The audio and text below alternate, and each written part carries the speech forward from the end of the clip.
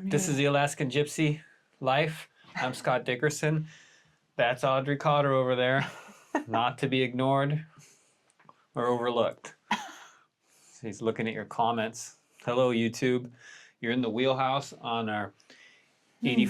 Some people hate it when I say this over and over. 80-foot triple-masted steel motor sailor. They act like I'm meaning harm on their ears when I say that over and over. But it's a pretty unique boat. It's very big for a sailboat for a couple of non-sailors, and it's pretty special, I'd say. So anyhow, we're in the Wheelhouse here, and it's December 3rd, day 3. It's the 3rd. Yeah, wow. Interesting. So day 3 of what, Audrey? Of our 18 days. How are we going to, will we make it north? How are we going to make it north? Will we make it? If you're just joining us, I've been growing this beard since we went into the shipyard. Oh my gosh. And he Audrey said, wants to cut it off so bad, but... Not the whole thing. Sorry to interrupt you. But it's definitely I'm starting to look like a homeless Middle give Eastern. You a haircut.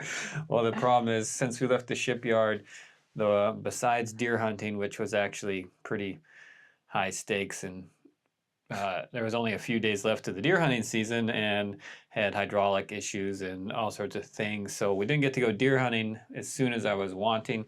So we were kind of high stakes deer hunting. And now we're back in town, and I got a lot of stuff going on. High stakes. Look at this. See that box of stuff right there? That is Autopilot 2.0. Now look over here. I'm going to turn this camera around. Look what we got sitting on the desk right here. If you've been with us for a while, you remember there was a giant CRT, CMAP floppy thing, literally had a floppy disk drive in it, but watch this. Power button. Simrad, baby. Look at that. 16-inch touch screen. Dave Miller at Dave's Welding and Repair hooked a brother up with that system. He took it out of a yacht, had it sitting on the shelf in a box, and I was debating what I wanted to do for I needed a new radar, and I was using this little iPad for navigation, and there's an old laptop, typical old 90s Wheelhouse electronics. I was trying to decide what to do. He had this system, gave me a killer deal on it. Includes a radar dome, 2 touch screens, all of the little networking. If you've been around boats lately, you know this is what boat life is about, is these black boxes with plugins in them. They each cost about $1,000. But if you buy them in cardboard boxes and they're a little dirty, they can be a lot cheaper. So I'm grateful to Dave. And this thing actually works. I literally hooked it up to power. Come on. Hooked it up to power, and it doesn't even need an antenna, and it's actually functioning. Used it last night to go anchor up. That's pretty cool. So here's the old array of stuff that some of it works, some of it doesn't. Anyhow, that's all just kind of a little update. This over here is another box. This is Autopilot 3.0. This is the 3rd generation of Scott trying to fix the autopilot on the Alaskan Gypsy, which will be the 3rd pump and a new controller. And I'm going to try and get rid of all the old analog digital interface boxes and stuff so that we have an autopilot for a big Gulf of Alaska in December crossing. Audrey, how do you feel about crossing the Gulf of Alaska in December? Has anybody told you that's a great idea? Anybody? No, of course not. What about me? It's a horrible idea. She thinks it's a bad idea. Well,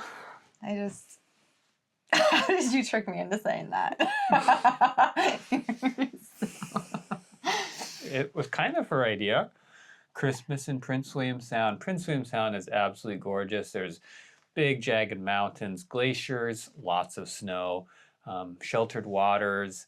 Audrey grew up in Prince William Sound, kind of the armpit of Prince William Sound, Valdez, but even the armpit of Prince William Sound is really gorgeous. It's a very stunning place. It makes Southeast Alaska look a little bit like Nebraska or something. It's true.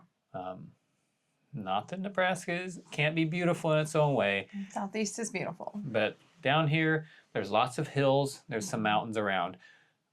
Prince William Sound is like all about the mountains, and they're dramatic and rugged, and it's about 10 to 20 degrees colder there. And there's 1,000 times more snow. And the wind in January and February because there's so much glacial. There's so many glaciers. So even though it's protected by Montague and Hindenburg, there's a lot of north wind that comes in. Can you see how much she loves it? She wants to go there. Yeah, I'm excited. How many hot springs are there in Prince William Sound? 0. Oh, wrong question. Yeah. So, but there's family. Didn't you tell your kids that you're going to be there? Audrey? Oh my God. So cruel. She told her mom, too. Her mom. Her old mom. My mom is not that old. Anyhow, Wow. she's 70. Okay, guys. Did you tell your sister? Yeah, everyone. Yeah. So are you told gonna all go? my friends. Are you going? I don't know if we're going to make it by December 18th. How does she know if we're going to make it? Well, there's a few things that have transpired in the last few days. Day 3. Yeah. So shortly after our initial video, it started kind of coming out that we might have a day or 2 or maybe 3. It started off as maybe a day and then maybe 2 days. And then the things that we want to get done before, not just before the crossing, but also before we get 5 kids on board. And they're not like tiny kids, like 1 or 2 of them are, but they're growing. And one of them's bigger than both of us. One of them is as big as me. Anyway, the other 3 aren't far behind. So How many pounds of kids are there? way more than me and you. So just the idea of having everyone aboard and enjoying it, it's like, oh man, we got some work to do to get this place comfortable, let alone not just seaworthy. So it feels like the list kind of has been growing a bit. Seaworthy first, comfortable second. Yeah, of course. Yeah, but Of course. of course. Anyhow, so part of this little update is I want to address a few of your comments because I think that's great from day one. Thank you guys so much for your support, your interest, your concern. Do you think she even wants to go? No, this is what we're going to talk about right now. Oh, okay. So, Just take your bets now. well, I'm here's on the mission. We made a plan. We told 5 kids, count them, 5 of them, their other parents, you know how that works, grandparents, aunts, uncles, nephews, nieces, cousins. That once we get Sorry. once we get out of the shipyard, did someone let Dracula in here? Is that the most evil laugh or what?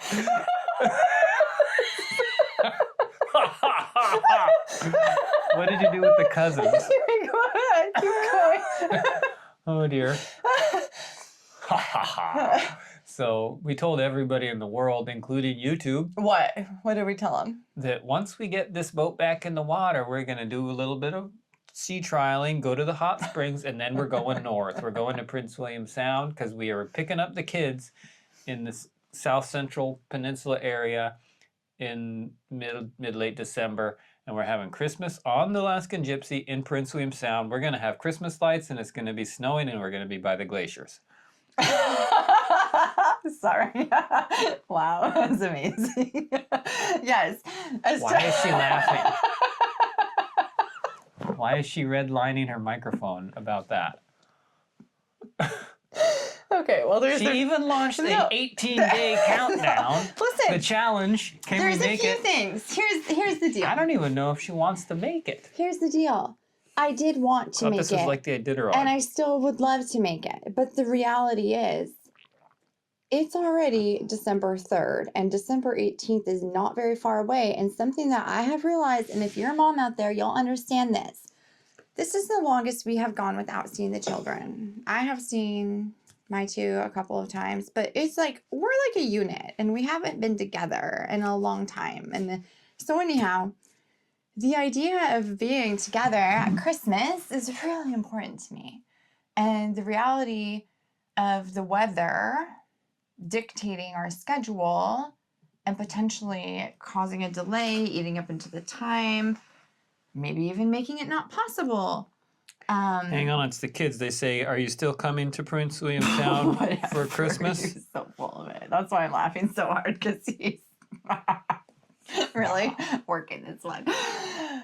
But it's true. I realized after that day one video that just when realizing that Scott's got at least a few days, maybe a week of work to make it seaworthy to even consider crossing without even looking at the weather. Seriously, does this look like a functional autopilot to you? Oh my god, yeah, there's so much. I just paid $500 for this Rubbermaid tub full of broken wires. Yeah, so. And I only got $150 left.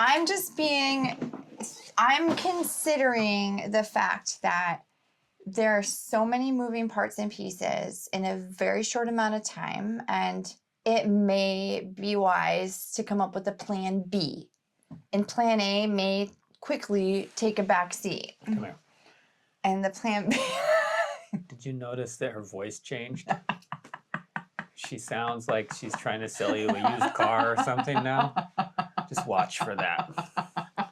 Especially when the voice change and then you get the Dracula laugh. This is not good. Buyer beware. Anyhow. Anyway. So the weather, the weather might not. And the projects, Audrey. Also, the projects, what are they? I don't safety, know. and then also safety. Also, the idea of like us all being together for Christmas is really important to me. Like us all, like our family of 7. That's what I'm talking about. Like all the other family, we can see and have shared time. It doesn't have to be during that time. Don't worry about the safety. I got the bloodborne pathogen response kit right here. So anyhow, and then there are so many other people impacted by our plan or non-plan. Did you know that they made first aid kits in the 60s? Does it seem like he cares about this plan? You're going to see what I'm dealing with. Sentinel first aid boat kit.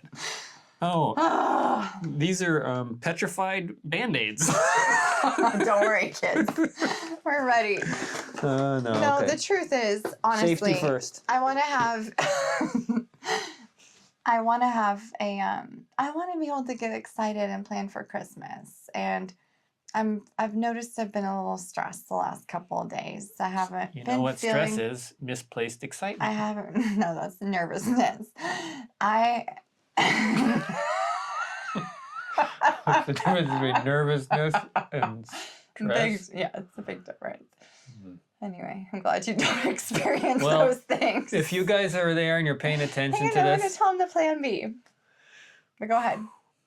And you're like, we signed up for the 18-day challenge. We're rooting for you to make the Gulf crossing. Go, Scott. You're working hard on this boat. You're going to get this sucker ready to go. Leave a comment. Help me out. I got a mission. We got to get this thing up to Prince William Sound. Oh, shut up. And I need moral support. Yes. I got a lot of work to do still. And I feel like there could be an enemy in the camp. Oh my gosh. I'm not getting in between you and the work. That's for sure. You can do all the work that you want. Go for it. It's just hard on your nervous system. Keep working. Okay, well, before she goes on with plan B and totally just throws plan A out the window like yesterday's plan. Miracles could happen. And her definition of a miracle is that... Is that the boat gets... Notice the pause. Is that the boat gets totally seaworthy and safe. And then we have like not just a 2-day window, but like a 4 to 6 day window of weather that would cause me peace. Cause me peace. Let's look at the calendar. It's December 3rd. December 17th would need to be across Prince William Sound. I need to be in Anchorage on December 17th. I might want to be there sooner. It's Wednesday. If in 1 week, which is the 10th, I have the boat in what I consider ship shape enough to cross the Gulf, then we would have 1 week to cross the Gulf and get to Whittier. Yeah, I know, but that doesn't feel like enough time. Because the reality of getting 1 week of good weather in December in Alaska, in the Gulf, and even up there by Kayak Island, it's just like slim. December is punchy. I'm saying it's a miracle and it could happen. You know what? When we bought the White Eagle, the smaller version of this boat. Oh, yeah. I didn't question anything, but we had 2 weeks. That felt a lot different than 1 week. But okay. Sorry. She forecasted the weather about 4 months out. No joke. I got the feeling that in 4 months, the weather will be good and we'll cross the Gulf. It's true. Under nice conditions. And now we're 2 weeks out and she's forecasting impossible weather. So I'm just saying the reality is, with what I know in like my forecasting intuition. You know what they say about forecasters? It's the best job in the world. You can do your job wrong every day and still not lose your job. I just think that, I mean, do you guys agree with me? Do you think that it's reasonable to have a solid plan B and I should get the parts and pieces together to have that as a backup? Because the priority for me is safety, of course, but also time with the kids for the holiday. And obviously, I don't want to bust through 30-foot seas ever, but also 30-foot seas to get to the kids by Christmas. Like, I'm not going to risk it. So then I'd sacrifice the time and be super depressed and sad. And that wouldn't feel good or in alignment with my values too, which is family. So sometimes we have to have a solid backup plan in order to ensure that we don't lose sight of all of the, the big picture and not just the one priority. Answer in the comments, which plan is plan A at this point right now? If you don't know anything else, which plan? She's talking about a contingency plan, but you might be like, hang on, which one is the contingency? Did A and B just swap places? And also, do you guys have any ideas of what a good contingency plan would be? I've got some good ideas, but... Look at the sparkle in her eyes. This is how things are going around here. Is I'm going to work, folks. I'm going to get this boat ready to cross the Gulf. Meanwhile, she's like throwing handfuls of precious nuts and bolts and things overboard and like pouring stuff in the engine oil. This is so not even true at all. Because quite honestly, I don't even know if she wants to go. Yeah. Well, actually, I'm lying. I know that she doesn't. I do want to go to Prince William Sound, but I think I want to wait until maybe like February or March or January later when there's a longer... I want to go when we don't have a time restraint to get there. And because that would give us all the flexibility in the world. So my brother's out there on the YouTube. You got to stand up for me because all the internet nannies are going to come down hard on me here. They're all going to be on her side. She's talking like, let's take our time. Let's be safe and reasonable. Let's not do it in the middle of winter. Let's make a plan that we don't have to have a contingency for. Let's not risk. Let's plan a life without risk. I mean, obviously we have a life of risk. We live on a boat. Okay, well, anyhow, if you're in support of the 18-day challenge, let me hear your voice in the comments. And for all the folks who agree with Audrey, like, I know you're out there, you don't need to beat me over the head with your concerns for safety and stuff. Like, I get it, yeah. I'm not as totally reckless as I might sound, but I also believe we have a very capable vessel. Mechanically, it's in good condition. I'm not going to drive through a storm to get to Prince William Sound to pick up the kids, but given the opportunity, I'm going to work towards our plan and get this boat ready and look at the weather and see. Right now, the weather actually, starting next Wednesday in 7 days, the long-range forecast looks good. The winds are offshore. The Gulf is confused. It doesn't have one big system making a big swell. It's kind of a mishmash of little systems colliding. Like, I don't think it'll be glass calm out there, but the strongest winds are offshore, which doesn't make big waves, and we can follow the shoreline. And I don't think there'll be a lot of swell. There'll be some confused seas. And for a vessel of this size, it looks like really, honestly, at a glance, it looks like really good conditions. And a good portion of our travel is from here up to Juneau area, and that's inside waters that on most any given day is going to be passable. So I think there's really a chance still but the emotional weather is getting pretty intense, and I'm feeling like Audrey wants to make the decision today to not go. And so I'm not there yet. I'm not. that making was a 2 days ago, decision. in fact. Well, when I first got the idea and realized, oh my gosh, we could come up with a plan B, that would be exciting and fun That for could me. replace plan A. Yeah. Yeah, so it's true. A couple days ago, I realized. That was easy. I realized that the plan B sounded better and more fun and more exciting and didn't have any emotional turmoil. And so I was like, we should just plan this. But I also understand and hear, and I don't believe it changes anything in our day to day right now. It doesn't change Scott's desire Things are very or different focus. around here. Well, yeah. She's like making nachos in the middle of the day, like, hey, want some nachos? Just take a break. Slow down. Hey. Well, to be honest, we had this shipyard stress. Like, you were busy and focused, 24 hours a day basically for months. And you took breaks, but not much. And that has been your focus. Hasn't gotten much better. And honestly, we had a few nice days hunting. And But that's a then different all of a kind of sudden, focus. it's like, oh, here we are. And we have these 18 days. And now it's like, this is more stressful than the shipyard. And guess what? I don't want anything to do with that.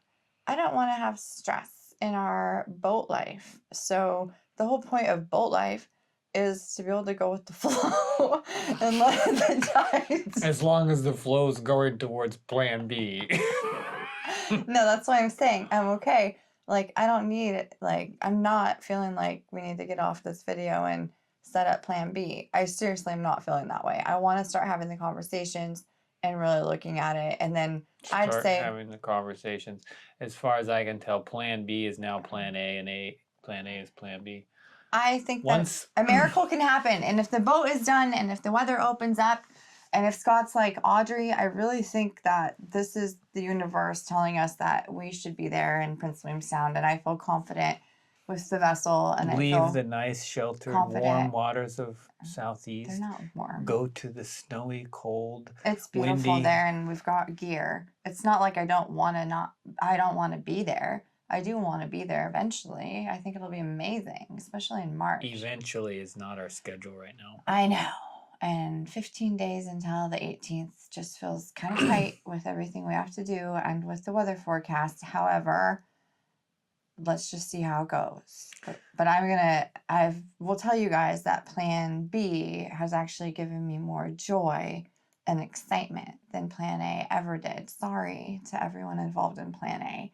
But plan B is kind of like a special, unique thing that may not even be a possibility. Can you see her face?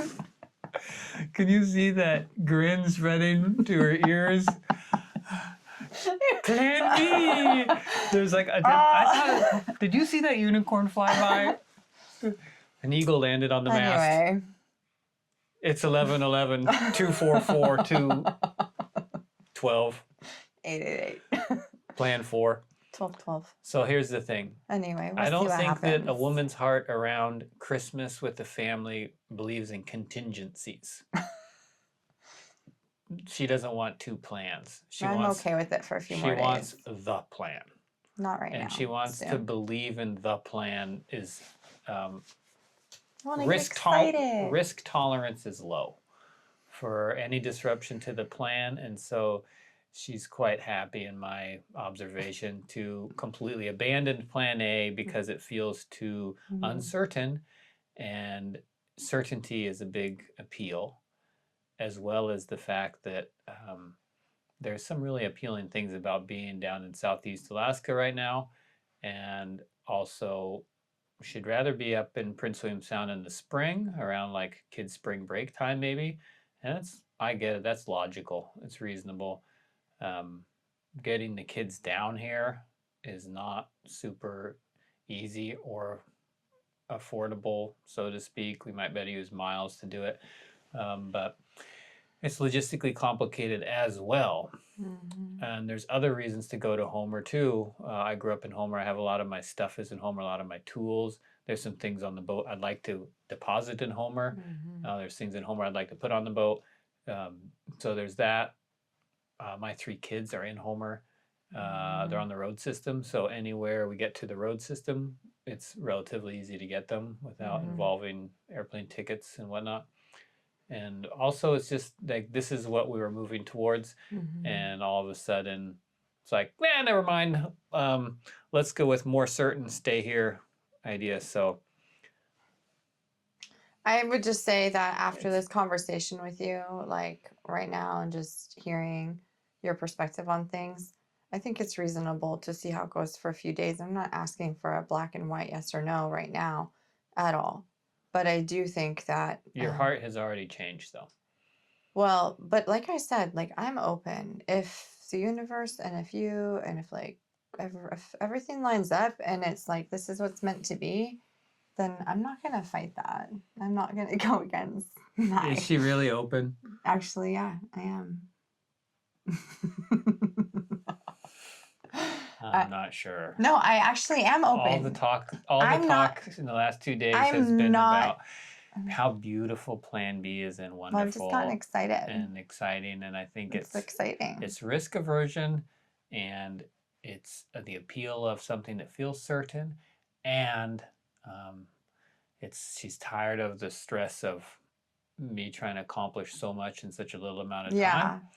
And, I just want to enjoy our boat life. She imagines that if we choose Plan B, then we can sit by the fire and roast marshmallows and have hot cocoa or something. But basically, I'm going to be working nonstop, no matter what, until at least the kids show up here or we get there, because I'll be helping as much as I can. For me, it's the Coast Guard. It's funny, my parents live on Elderberry, and there's a Coast Guard cutter called Elderberry. So I keep hearing Elderberry. I lost my train of thought. There's so much stuff to get done and ready on the boat. Whether we are picking the kids up in Prince William Sound or they're arriving here by airplane, there's a lot to do, and it's still reasonably months of work, but I'm going to try and do it in a couple weeks.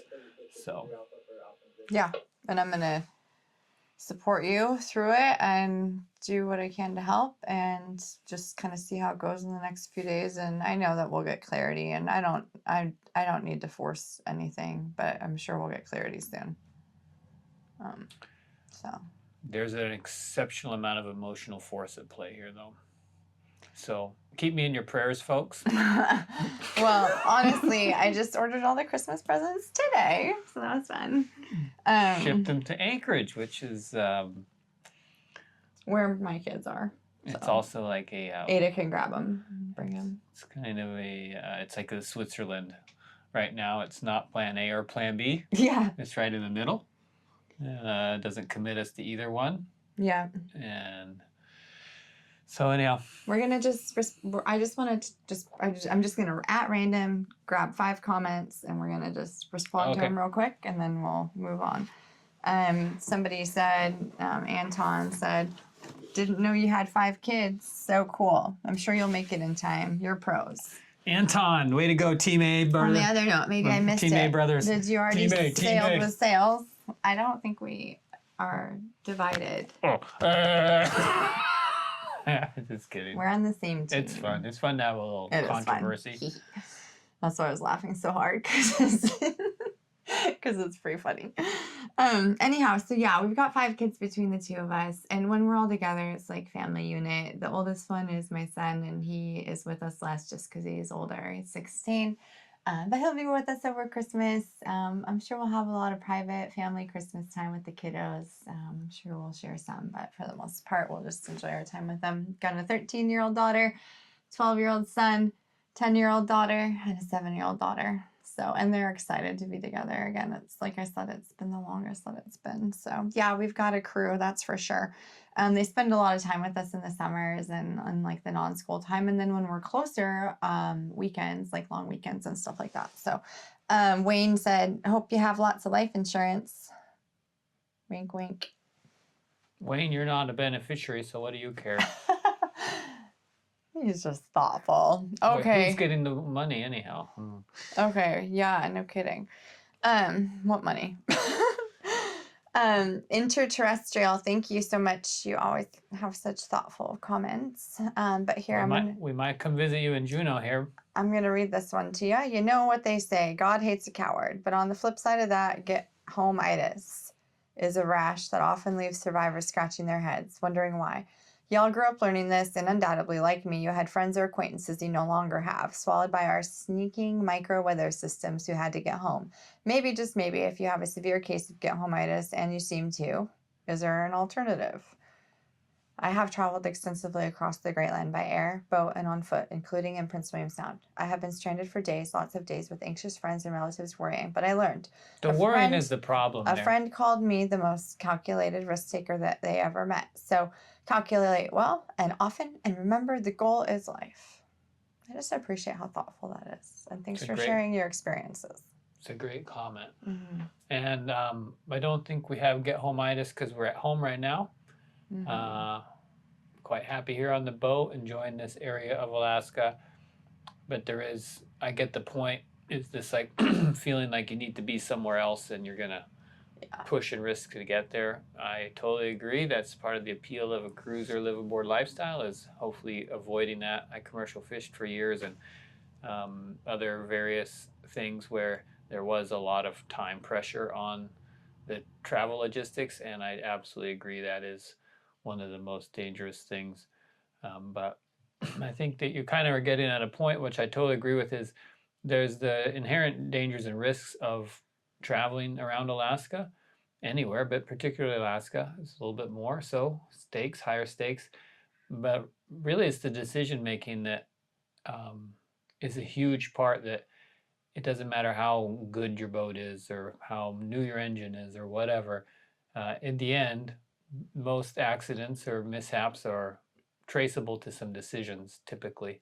Decisions made that weren't good, or decisions like contingencies or safety plans or safety gear that wasn't there. So sort of like lack of decision in some regard, I guess what I'm saying. But I totally agree, and I think that's a huge part of it. Is it could be totally safe to cross the Gulf in December under one decision-making pathway, and it could be totally reckless and dangerous in another, and it can be a little bit irregardless of the equipment or the situation. So, yep, it's true. Got to watch that calendar and the push to rush to go, and we're having some fun with this, but I don't intend to put us at significant risk to meet a schedule.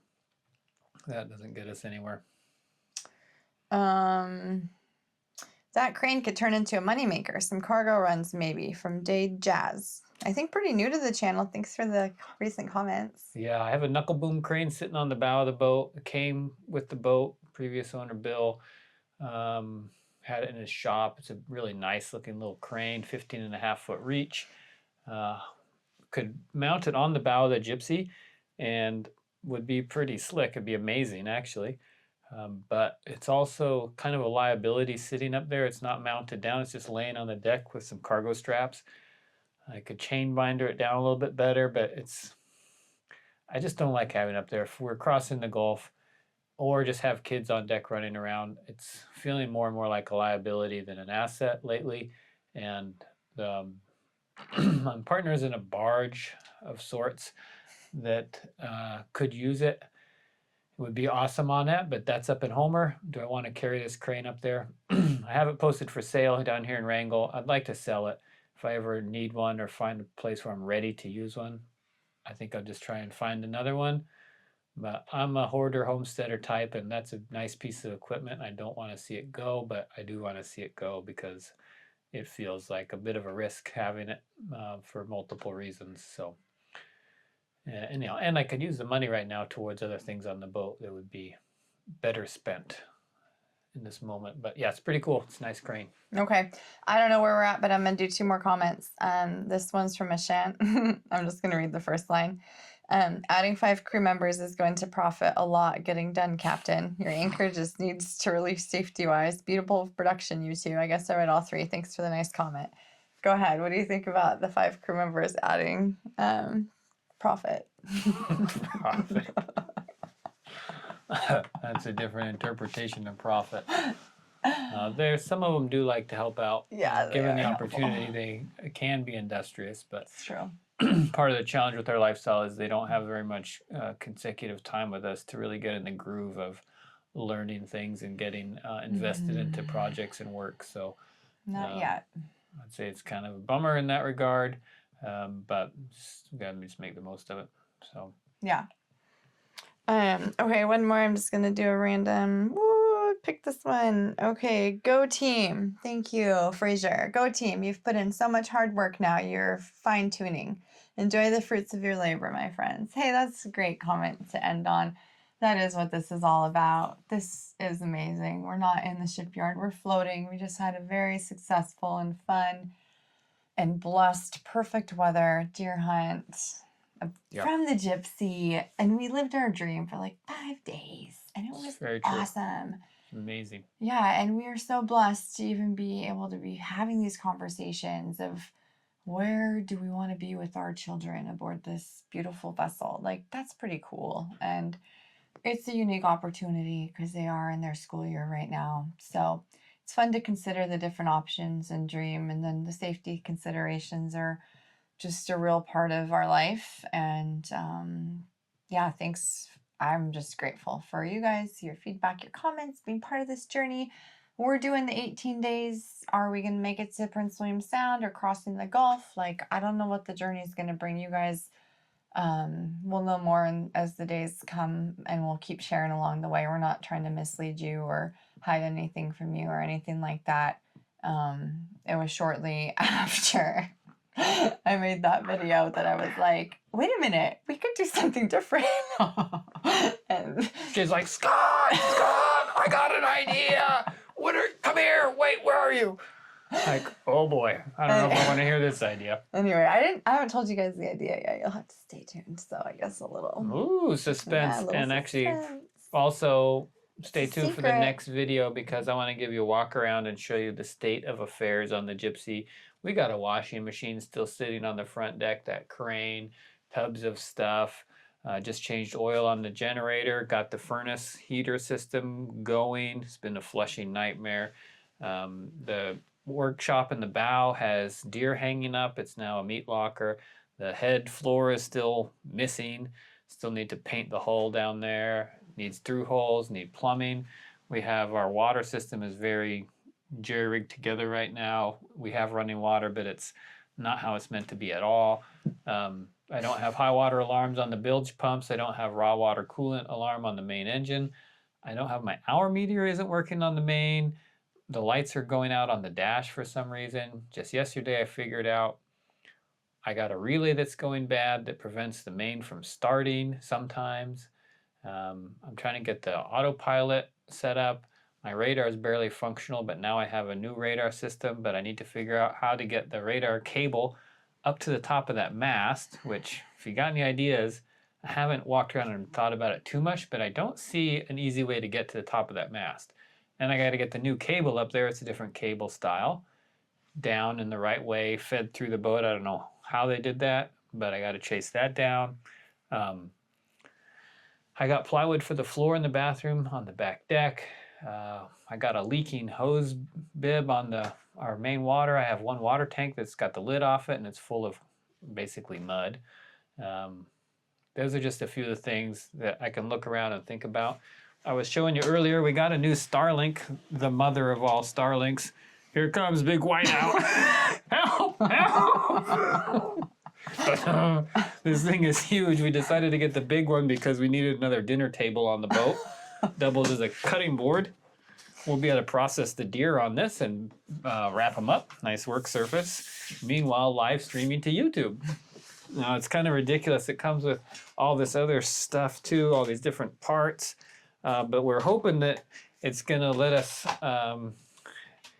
keep a more reliable connection. Fry our brains faster. Yeah, and cook our heads with 5G quicker. This is the old Mini, which is really nice and small, but it has reached some sort of an early demise and doesn't work anymore. So it took a big fall not too long ago. not a big fall, like a little bump in the shipyard. But anyhow, it's not functional, and we're going to hook up this big one, but I got to figure out how to run the wire. I don't want it going through the door like the other one was for months. So where do I have a hole I can feed the cable through? Where do I mount the dish? Where do we put the router thing inside the boat? How do we make it tidy and functional? So I got to put antifreeze in the boiler system, do a last final flush. There are so many things, and if I walk around, I could list off 100 more for you, but I need to get the second anchor winch going. Okay, anyhow, we'll do a tour walk around maybe in the next video. Yeah, we'll come back tomorrow and do a quick little update. Show you where we're at Yeah. on the projects, and so I just did a little post yesterday for day 2. I don't know that we'll do a video every day, but but today we wanted to share with you where we're at because there's been some changes in our conversations.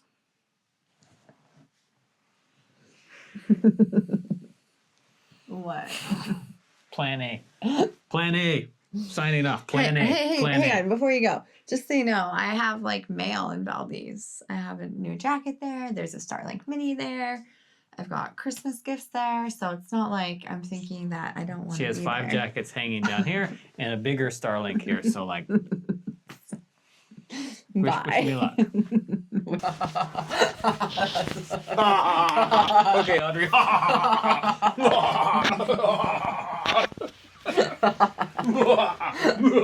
Oh my god, thanks for making me laugh at least.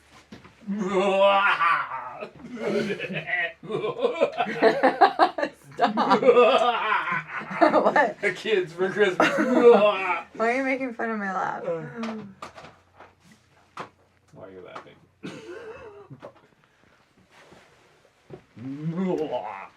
Great, so we're just gonna post that and our exes and everyone. It's recording right now. That's gonna be Did you hear that?